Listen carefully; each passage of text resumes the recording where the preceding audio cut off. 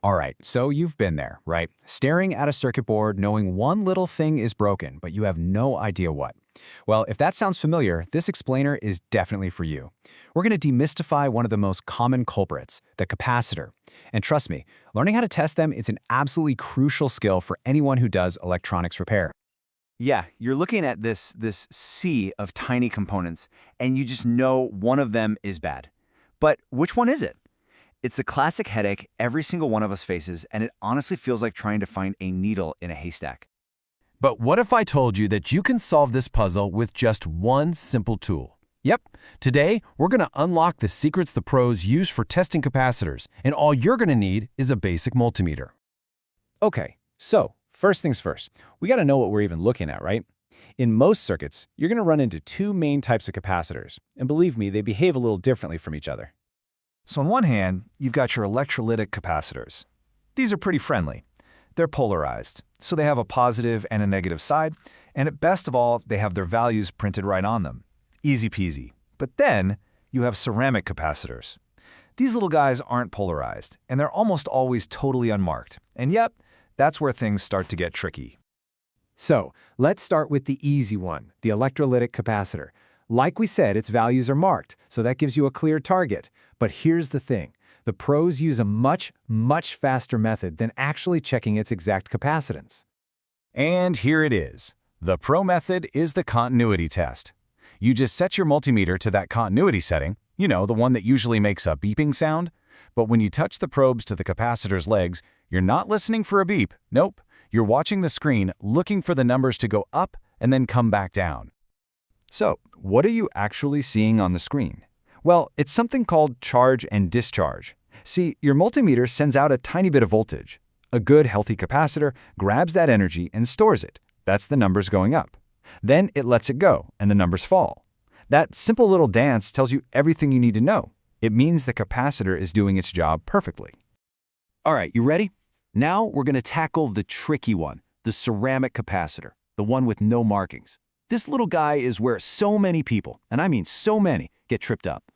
And hey, don't just take my word for it. The source material for this explainer literally calls it the most confusing component and says that even professional technicians make mistakes when they're testing them. So if you've been confused by these before, you are in very good company. So how do the pros handle them? You guessed it. They use the exact same continuity test. When you don't have a schematic to tell you what the value is supposed to be, seeing that charge and discharge behavior is simply the most reliable way to know if it's a good component. Okay, so it sounds simple enough, right? The number goes up and down, it's good. You get a constant beep or a zero, it's shorted and bad. Case closed.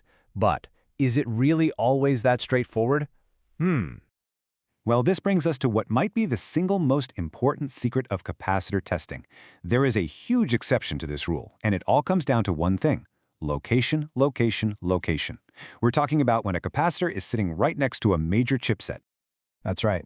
When you're testing capacitors that are filtering power for something like a CPU or another big chip, you can basically throw the normal rules right out the window. Why? Because the chip itself has a very low internal resistance, and that completely messes with the reading you see on your multimeter. And check this out. This table breaks it down perfectly. You can see that in a normal circuit, you're looking for that nice high value, that charge and discharge we talked about. But in a CPU circuit, a very low, stable reading, like say a 4 or 5, is actually completely normal. A beginner would see that, hear no beep, and think, aha, I found the short, and they would be totally 100% wrong. And if you're not convinced, here comes the proof. This is such a brilliant way to illustrate the point. The source material gives us the ultimate demonstration of this concept. It's so simple but so powerful. Check this out. Okay, so with the CPU installed on the motherboard, we're probing a capacitor right next to it. And look at that reading on the screen, a solid 4. Now, based on everything we thought we knew, that looks like a dead short. You'd be reaching for your soldering iron to pull that capacitor right off the board. But wait. Now, the CPU is taken out of the socket. We test the exact same capacitor again, and what do we see? The reading is now 66 and climbing. It's a perfect charge reading. The short was never in the capacitor at all. It was just the normal, expected resistance of the CPU itself. Mind blown, right? Okay, so after all that, how in the world are you supposed to keep this straight when you're working on a board? Don't worry, we're going to boil it all down into a super simple cheat sheet you can use every single time. Here you go. It's this simple. If you see that charge and discharge behavior, the capacitor's good. Leave it alone. If you get a constant zero or a continuous beep, okay, that one is shorted. You need to replace it. But, and this is the big one, if you get a constant low reading right next to a CPU, that's just the chip doing its thing. You leave that one alone too.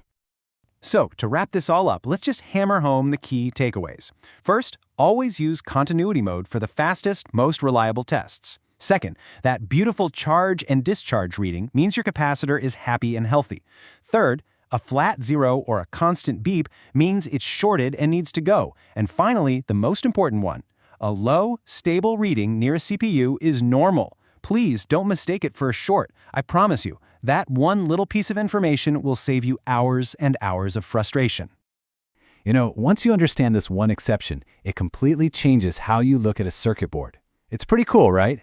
And it really makes you wonder what other professional secrets are just hiding there, right in plain sight, just waiting for someone to point them out.